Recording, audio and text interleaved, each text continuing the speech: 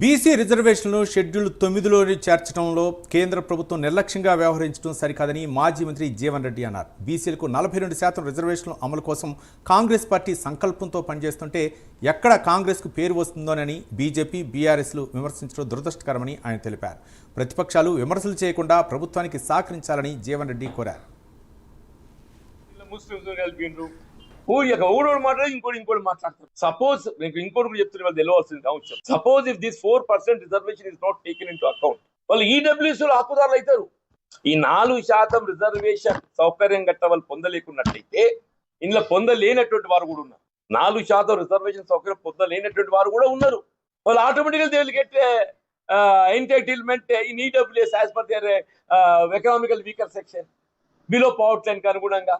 ఇక్కడనేమో దీని ఒక మత విద్వేషాలు రెచ్చగొట్టబడే విధంగా దీని తురుకులు పెట్టగలుగుతారు. అక్కడ ఈడబ్ల్యూఎస్ లో automatic they are getting entitlement. అది చేసి నువ్వు కాదా?